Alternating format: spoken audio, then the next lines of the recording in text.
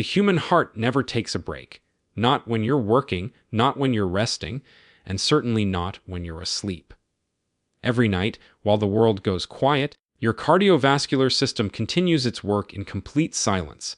No alerts, no warnings, no visible signs. And yet, for millions of people, especially after the age of 60, this is exactly when the most dangerous changes begin to happen. Not during the day, not in the doctor's office, but at night, when no one is watching. Most people believe they understand their blood pressure. They sit in a clinic, rest their arm on a table, and wait for a number. If that number looks normal, they feel reassured. If it's slightly elevated, they worry a little. But either way, they leave believing they have the full picture. The truth is, that number is only a snapshot, a single frame in a much longer story. Blood pressure doesn't stay still. It changes constantly, hour by hour, minute by minute, responding to stress, movement, food, emotions, and even sleep. What happens overnight can be very different from what shows up during the day. There is a pattern the body is supposed to follow. During sleep, blood pressure is expected to drop, not dramatically, but enough to give the heart and blood vessels a kind of recovery period. This natural dip is part of a healthy rhythm. But for a large number of older adults, that dip never happens. Their blood pressure stays elevated throughout the night, and in some cases, it even rises. There are no symptoms, no discomfort, nothing that would make someone wake up and think something is wrong. And yet, inside the body, strain continues hour after hour.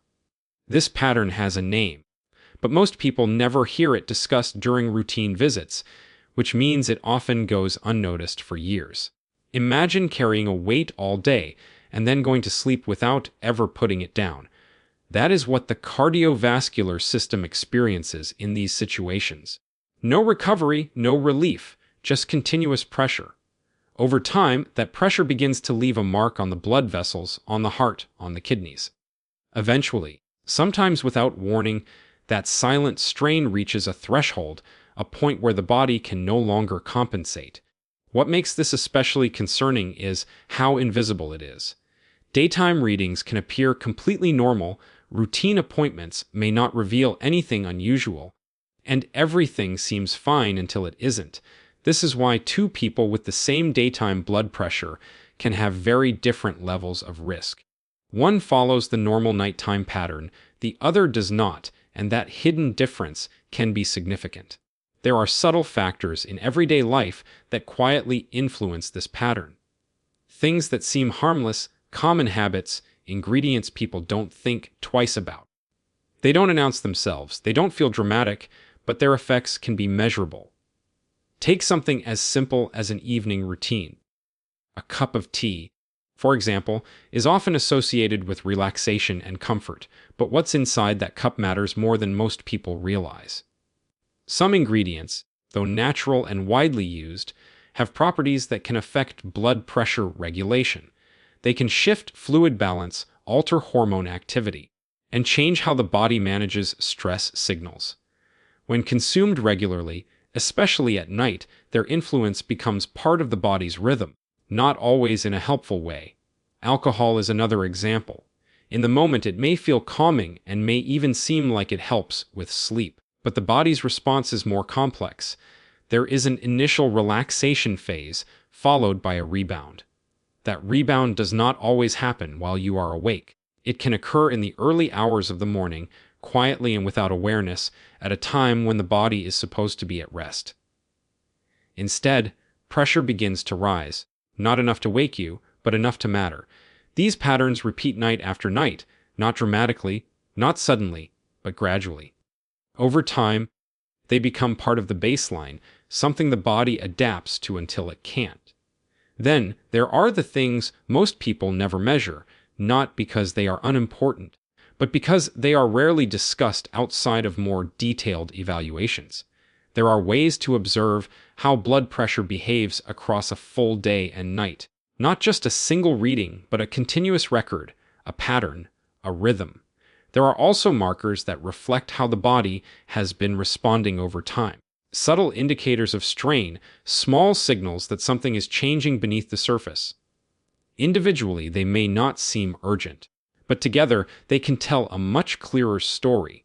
What's interesting is how often these pieces of information are simply missing, not because they are unavailable or complicated, but because they are not part of the standard conversation.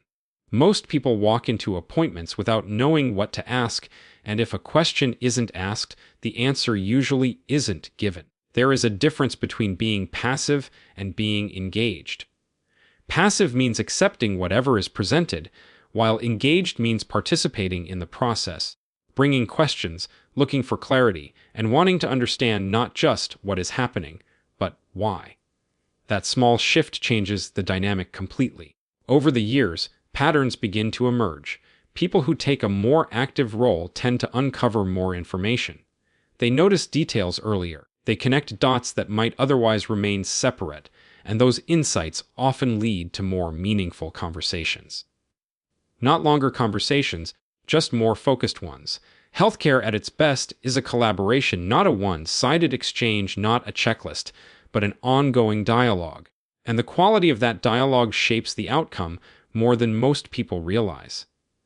There is something else worth understanding. The body is incredibly good at adapting.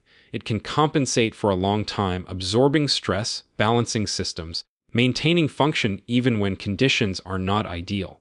But that ability has limits, and those limits become more relevant with age, not because the body fails suddenly, but because the margin for silent damage becomes smaller. There is less room for error and less time before small changes become significant ones. That is why timing matters, not just what is done, but when it is noticed.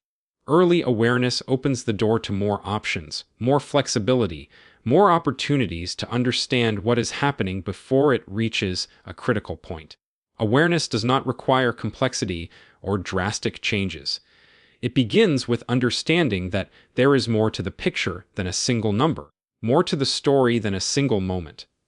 Think about it this way. If you only checked the weather once a day, you might think every day is the same.